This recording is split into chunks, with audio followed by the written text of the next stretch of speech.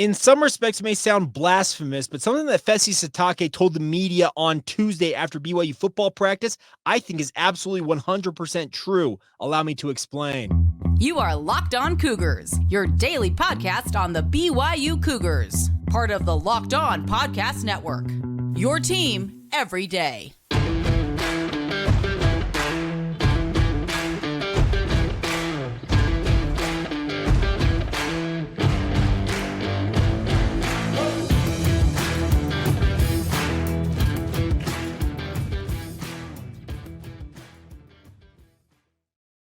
What is up, everybody? I'm Jake Hatch, your host here on Locked On Cougars, your resident BYU insider. Thank you for making Locked On Cougars your first listen of the day. Appreciate all of you who are everydayers right here on the Locked On Podcast Network. The motto is your team every day, and as such, we are your original daily podcast focused on all things BYU. Today's show is brought to you by our friends over at Nissan. Are you the kind of driver who likes to push things just a little bit further, my friends? I always wonder what the next adventure could be right around the corner for you guys. Take the Nissan Rogue, Nissan Pathfinder, or the Nissan Armada and go find your next big adventure in any one of those vehicles. Check them out all today at nissanusa.com.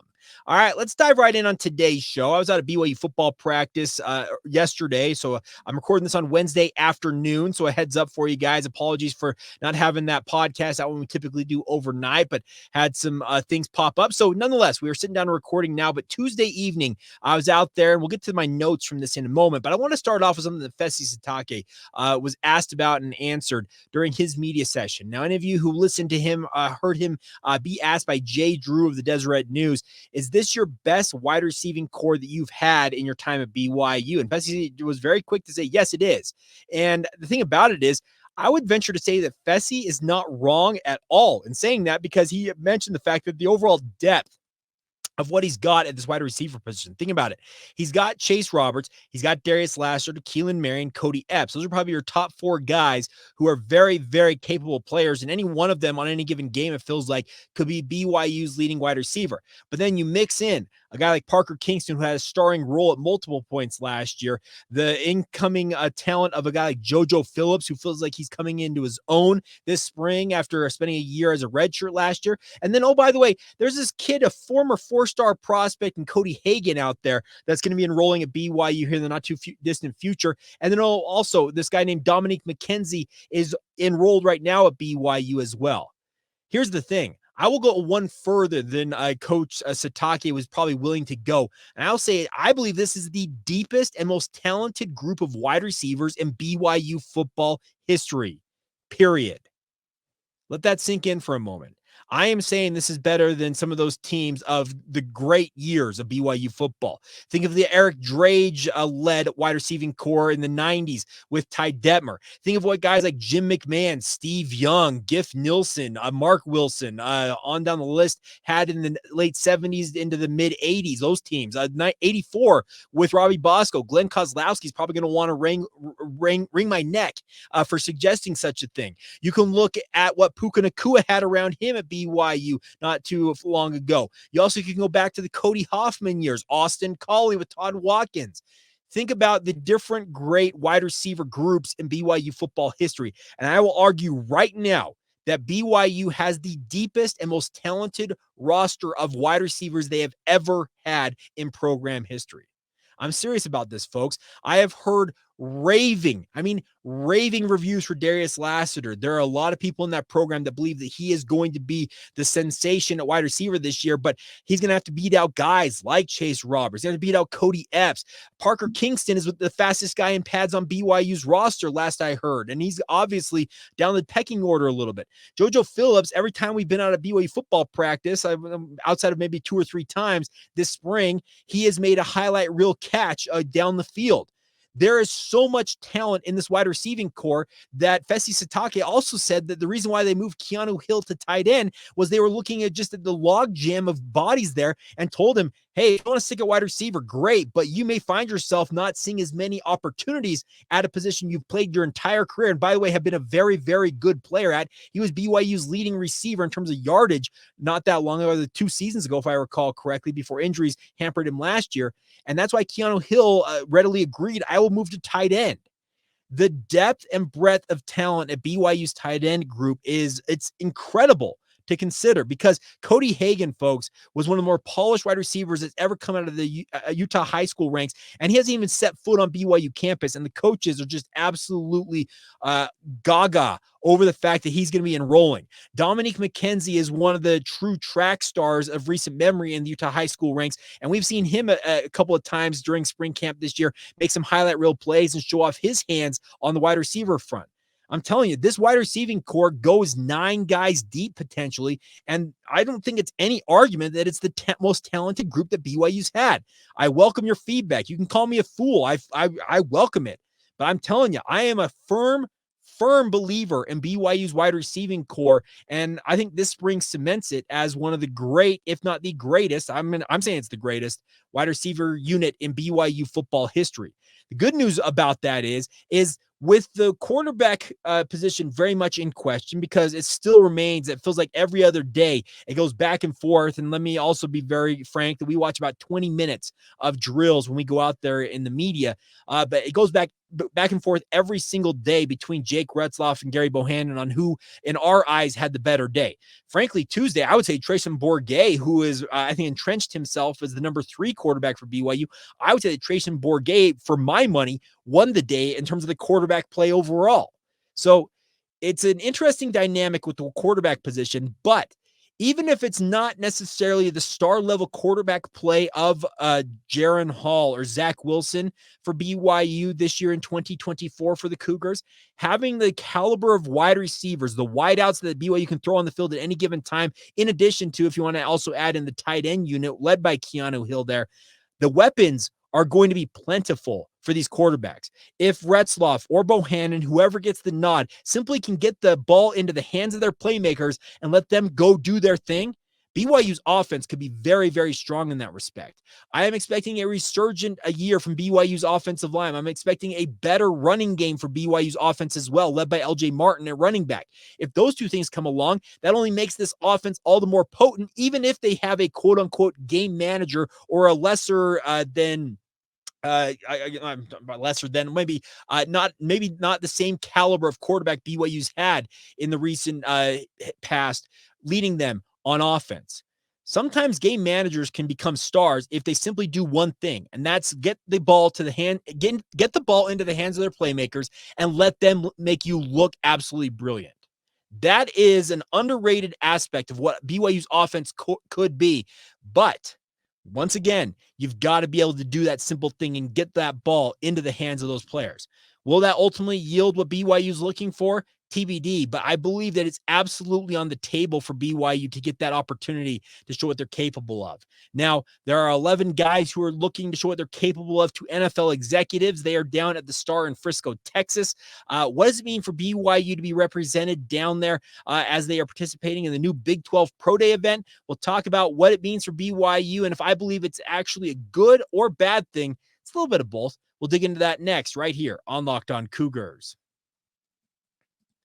Today's show is brought to you by our friends over at Nissan. This week's March Madness bracket highlight brought to you once again by Nissan. Each week we're picking one team that stands out, one team that's pushed it further than the rest, just like any of the all-new 2024 Nissan SUVs. These teams are able to take it to the next level. Let's talk about the North Carolina Tar Heels. They can only be described as an armada. This one seed is as hardcore as it gets out there. There's no wonder they've secured a spot in the Sweet 16 this Thursday against Alabama in the NCAA tournament. They're picked by many as a favorite to make a run for the national title a year after they were the preseason number 1 and missed out on the NCAA tournament. Hubert Davis and the Tar Heels want nothing more than to show the nation that they are atop the college basketball universe once again. We'll see if they can pull it off. They got a very, very tricky matchup against the Alabama Crimson Tide. We'll see how that plays out in the Sweet 16. But the best part is, no matter what happens, you guys can take the Nissan Rogue, Nissan Pathfinder, or the Nissan Armada and go find your next big adventure. It's all courtesy of your friends over at Nissan. Check them out today at shop NissanUSA.com. Once again, that's NissanUSA.com. Today's show is also brought to you by our friends over at Better Together. Now, Better Together is here for you guys to help you out. Even if your bracket's already busted, you're tired of the same old daily fantasy grind. For those of you who are DFS players, the best part is you can go and play together. That's the best part about this with Better Together. It brings the social experiment, or the social, element of all things daily fantasy sports, and allows you to have camaraderie with a friend or teammate as you guys compete together. It makes obviously watching games that much more fun, and obviously your two heads are better than one. That's the best part about this. Together with the first cooperative daily fantasy platform, you can have teamwork, triumph talent, and you can win with your friends and not have to play against them. Think about that, my friends. Pick more or less on real-time player stats, strategize with your partner to boost your odds, and climb the leaderboard together. So grab a friend and join in the social DFS movement with our friends at Better Together. The best part about it is, once again, is you can be across the state, across the city, or across the world and play together, and once again be connected by the sports you love. The best part is you can download Better Together today from the App Store, or sign up using the promo code LOCKEDON for a chance to win your share of up to $1,000 in cash prizes. You heard that right, my friends. Remember the promo code Locked On, because winning alone is fun, but of course, it is better together. Thank you once again for making Locked On Cougars your first listen of the day. I want to remind you guys to check out, if you're tired of, check out the Locked On Sports Today channel on YouTube or on Amazon Fire TV. Are you tired of watching Fox Sports or ESPN and hearing all the shouting going on the Embrace debate shows? Well, the best part about Locked On Sports Today is a free 24/7 sports streaming channel program for you every day to bring you the biggest stories without all the screaming that seems to be going on all the other networks. Locked On Sports Today brings you can't miss analysis, opinions, and news, streaming 24/7 on YouTube or on the Amazon Fire free TV channels app. It's all part of the Locked On Podcast Network, your team every day. All right, the Big 12 is down in Frisco, Texas, and what I mean by that is 137 former Big 12 football players are participating in the first ever Big 12 Pro Day event at the Star in Frisco. Now, the Star is owned and operated by the Dallas Cowboys. It's their main team facility, and it is a really, really impressive piece of real estate. They've got a full-size stadium in there, which will be hosting most of the drills for this event, but they also have all the facilities to essentially put on a miniature NFL combine. As I mentioned, this is a league-wide deal. The only schools that did not participate in this are Texas and Oklahoma, who have opted to do their own pro days because they're headed to the SEC. But the other members of the Big 12 Conference are all there, including 11 former BYU football players. Now, the idea of this, I think, can seem a little bit hokey, thinking that the Big 12 is going to put on a miniature NFL combine. They're going to get 32 teams from the NFL, their executives and the like, to show up in Frisco and show off what they can do for these athletes. That in and of itself is the whole idea of this. This is 16 months in the making. Brett Yormark said it was something he brought up early on in his tenure. I believe actually he may even mentioned it to the Big 12 brass when he was going through the interview process to become Big 12 commissioner. And it sounds like it's something that he is intent on making kind of the gold standard in the draft process in terms of bringing all the schools together versus having them strung out for multiple weeks with their own individual pro days. Now, is it going to work out the way that he and the Big 12 wanted to? There's a lot of questions that remain to be answered on that front, because this is the first ever event of its nature. It's a 4-day event starting today, Wednesday, running through Saturday. They're going to have it on the NFL Network, so coverage there if you want to tune into it. And I think the biggest thing that I'm concerned about is the fact that two of BYU's most draftable players, two guys who participated in the actual NFL Combine. I'm talking about Kingsley Suamataia as well as Keaton Slovis. Neither one of them are participating in these drills this week.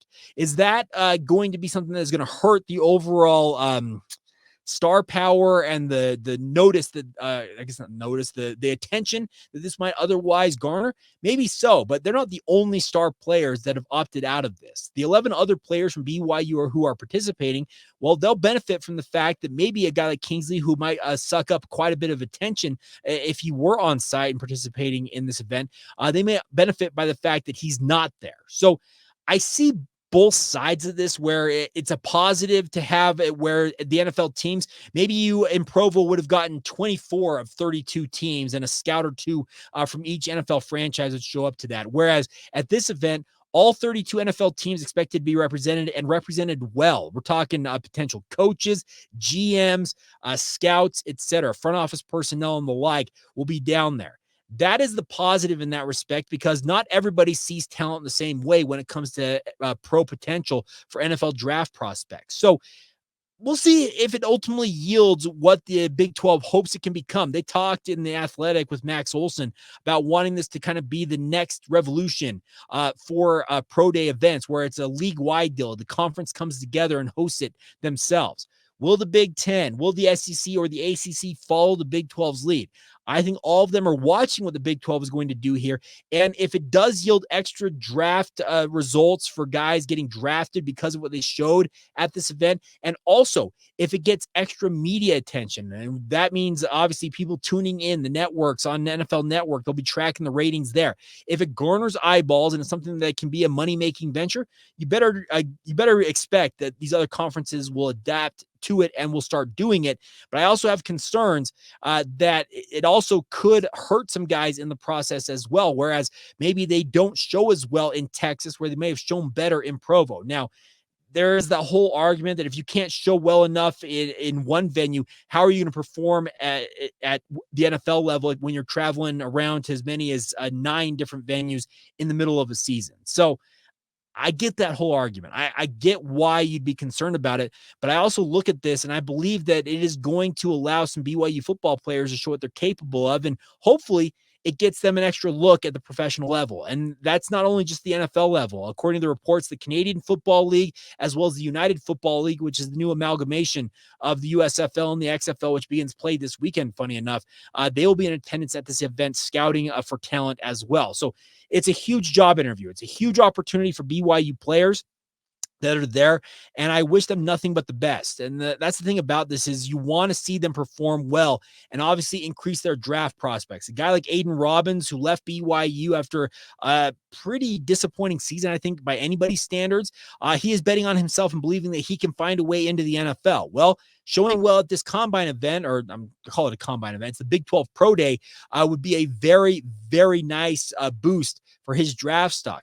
You look at other guys on the list of BYU guys who are participating. Jackson Cravens, I thought, was an absolute stud in the middle of BYU's defensive line. Can he show enough to get it some extra looks at the next level in his own right? Max Tooley, AJ Vongpachon are obviously trying to show what they're capable of, but I think the biggest guy who's going to benefit the most from this, because if he uses the motivation of being spurned by the NFL Combine the right way, Eddie Heckard, who's expected to participate in this, he should go in there with just an absolute chip on his shoulder to show the NFL that they were dead wrong in leaving him out of their NFL Combine list, and get himself an extra look or two at the NFL level. So I see both sides of it. I would have liked to have seen BYU have their own pro day. Maybe down the road, they do decide to opt to have maybe a slimmed down version of a pro day in Provo, if that's what NFL teams request. But the Big 12 here, they're taking a big swing on something and seeing if it works. And maybe it does, maybe it doesn't.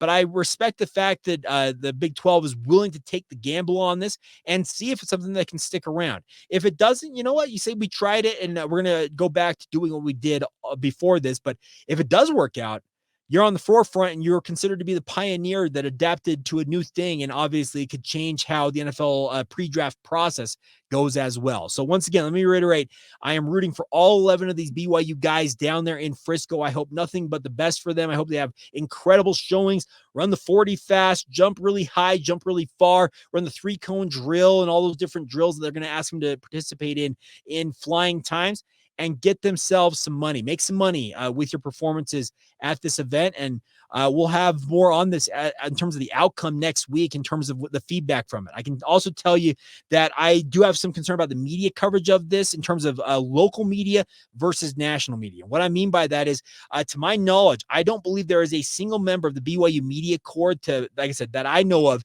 that is going to Texas. Now, could there be one that I missed that is ultimately going to go down there? Sure. And they're going to probably get some exclusive access because nobody else seems to be down there.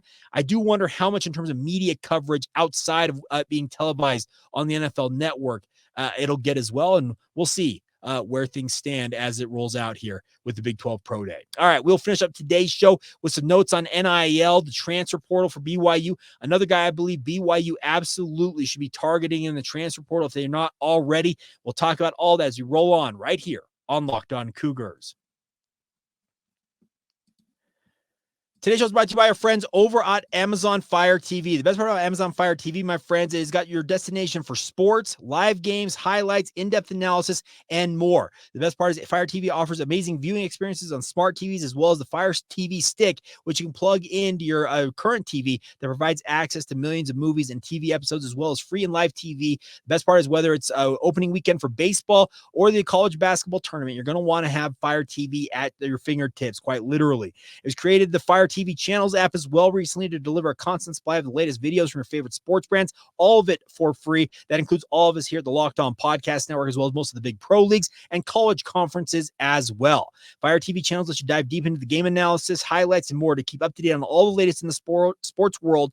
March Madness, NBA, MLB, and a whole lot more. Football will be here before you know it. Not to mention great news, entertainment, gaming, travel, as well as cooking videos. So check out Fire TV Channels on the Fire TV app today. So you can check it out on Alexa devices if that's something you've got as well. If you've not checked out Fire TV Channels, you should right away, my friends. Trust me on this. To learn more, visit amazon.com/lockedonfiretv. Once again, that's amazon.com/lockedonfiretv. Today's show is also brought to you once again by our friends over at Utah Community Credit Union. Utah Community Credit Union has elevated their checking accounts by enhancing it with more benefits, more savings, and more online protections than ever before. A lot more. Paired with the most advanced and comprehensive mobile banking tools, Elevated Checking is a must-have financial product packed with lifestyle security and financial benefits. The security benefits alone include identity monitoring that actively scans thousands of databases for early detection of possible identity theft, credit monitoring that alerts you to any changes to your credit score, dark web monitoring that looks through that alerts you if your personal information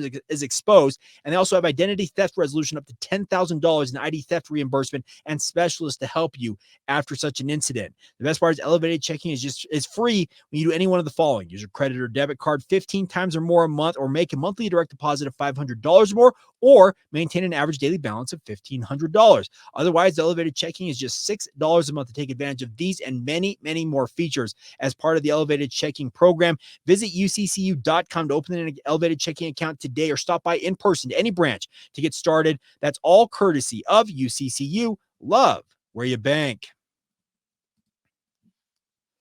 Thank you once again for making Locked On Cougars your first listen today. If you have not done so already, I would encourage you guys to join our Locked On Cougars Insider group. It's a really, really fun way to interact with the show via direct text messages to you and between you and myself. That's the best part about this is it's access to me that you can't get anywhere else.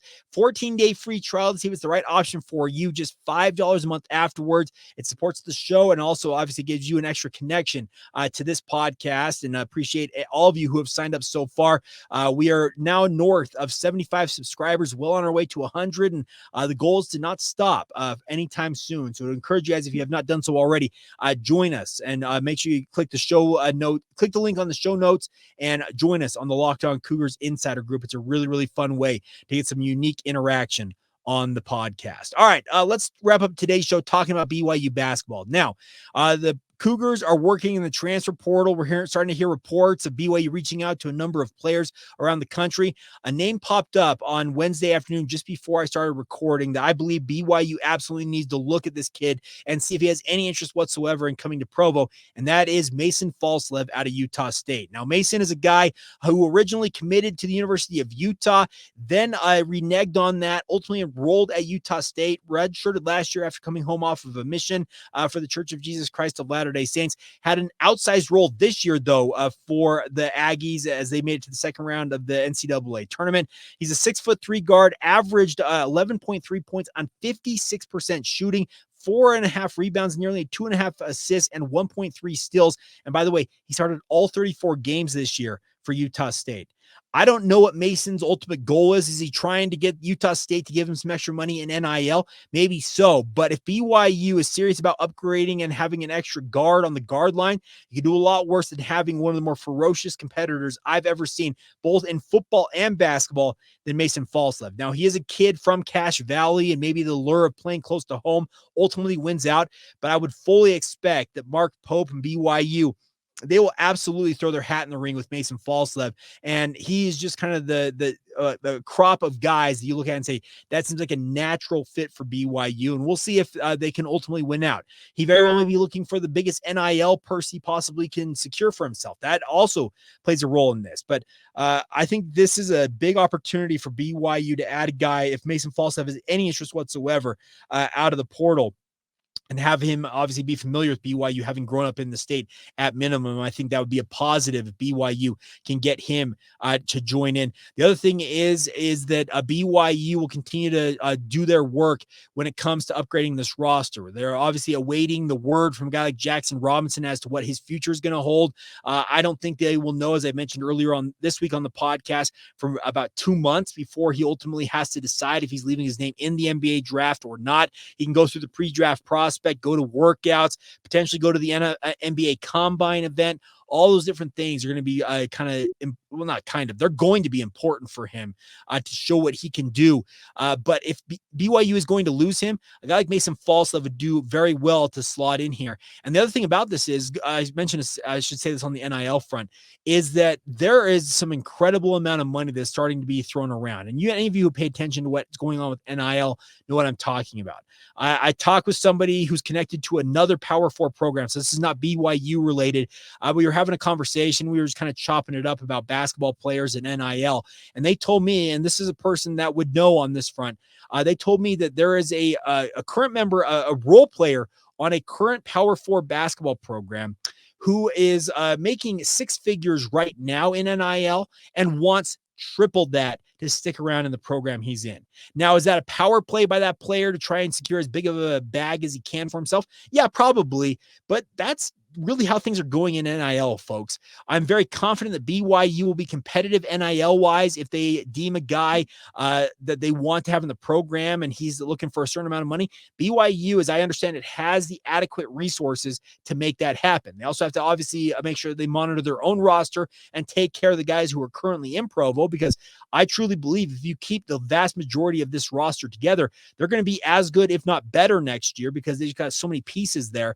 Jackson Robinson's return would obviously bolster that, but that's one I don't think you can necessarily count on at this juncture. So go out and find the best talent you can, and getting a guy like Mason Falslev, I think that would be a home run pickup. But if it is going to come down simply to dollars and cents, the nice part is what I am hearing from people involved with BYU and NIL is that the Cougars will be very competitive in that realm if they so choose to be. Honestly, if they feel like a guy is worth whatever that young man is looking for, or whatever the going rate is for a said young man, I think BYU absolutely can get in the mix on that front. And that should bolster your belief in Mark Pope in this basketball program, because if they stick together and they add a couple of pieces to replace the scoring and overall leadership that Spencer Johnson and potentially Jackson Robinson leave on the table, and also the Marcus Adams situation. And by the way, I should say this just as an aside, I wish Marcus Adams nothing but the best. It sounds like he's trying to go home closer to his family. Losing 2 family members, including your father and grandmother, in pretty short order, I can understand why he might want to be a little bit closer to his mom. So he opens up a roster slot in his own right in a scholarship. So the nice part is there are going to be options for BYU in the transfer portal to go out and upgrade this roster. And if they find the right mix of guys, once again, they bring in the right 2-3 guys that I would expect in terms of the portal additions will ultimately net for BYU. They gel and mesh with what Dallin Hall, Ali Khalifa, Fousseyni Traore, on down the list can do for BYU. There's no reason to think that BYU can't reprise what they did this year and maybe even improve on it next year in the Big 12. And that would be saying something, considering they finished in 5th place this year in the Big 12 conference. All right, that's going to do it for this Wednesday/Thursday edition of the show. Appreciate all of you and your patience with me as I sort through things. We'll be back on a Friday, back on kind of a normal schedule on Friday. So stay tuned for that edition of the podcast. And obviously, we'll have plenty of coverage for you guys as BYU Spring Ball wraps up on Saturday. And obviously, as we look ahead to the offseason for basketball, transfer portal, NIL, all of it, my friends. It's an incredible time in college athletics, but the best part is it never is a dull moment either. So make sure you join us every single day right here on the podcast. Once again, thank you for making Locked On Cougars your first listen of the day. Thank you to all of you who are everydayers right here. And obviously, this has been the Locked On Cougars podcast.